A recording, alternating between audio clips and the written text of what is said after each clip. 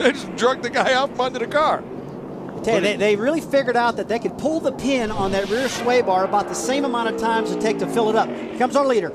Race leader Marcus Ambrose now pulls into pit lane for what will be his final stop.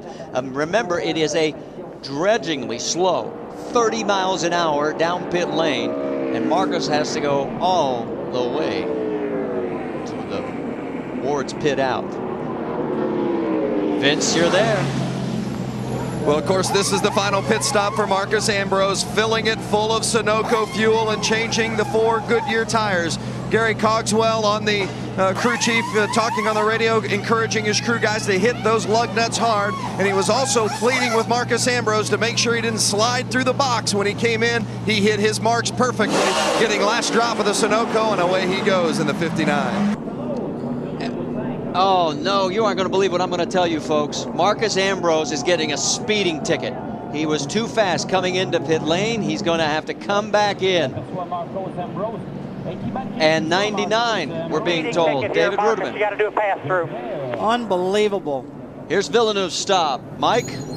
And he is one of the few guys electing to change 4 tires. You can understand why. The rain now falling much harder than it had been the last several minutes. It started to come down as a downpour. 4-tire change in fuel for Jacques Villeneuve. Still trying to give the hometown fans here the thrill they've been waiting for. He's been running awfully strong all afternoon. A little bit of a bobble getting off pit road, but they're finally away. Yeah, 18 seconds compared to some of the 30s and 34s we've seen. That's lightning quick. That is not a bad pit stop. These crew chiefs just can't get around the car fast because of no grip with their tennis shoes.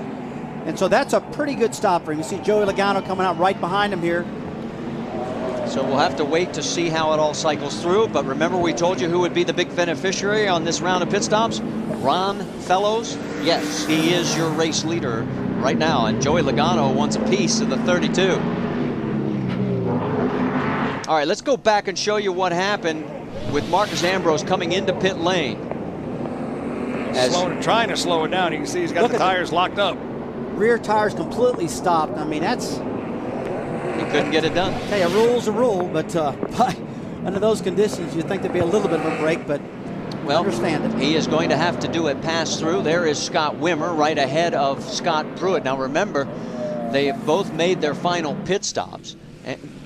And right now it is a battle for 15th and 16th on the racetrack. That's how much track position Pruitt has lost. And guys, this is as hard as it's rained all day long. You see Stanton Barrett around.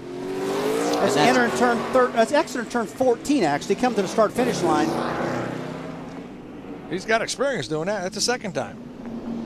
And now we're being told the 59 was too fast both entering and exiting pit lane. So. Right, they're backing up now to 1 minute 34 seconds. This is actually the slowest they've been all day long, guys, since when they started this race. So heavy, heavy rain out there at the moment. And notice Joey Logano has gotten around Jacques Villeneuve. You talk about a confidence builder. He just passed an F1 champion. Take a look at this coming down pit lane as Ambrose is coming through for his pit lane violation. He's trying to get around the 52. He's going to get another one if you don't be careful. I'm wondering if he knows it's 30 miles an hour. I think they would remind him by now. Well, it actually looked like the 52 car, Scott Gaylord, was barely moving there, guys, and Marcus is trying to get around him and just couldn't get it done. He's like, get out of the way. Vince, what's going on in the pit? Gary Cogswell, the crew chief on the 59. It looked as though Marcus was trying to slow down as he was coming on the pit lane. We saw the tires locking up. But was he? How far over was he? Did they say? I don't know. You know, the pit road speed limits. It's really a good rule. It's really good for all the crew members. You know, it's just pretty frustrating to have ourselves in that position. You know, and have that kind of penalty.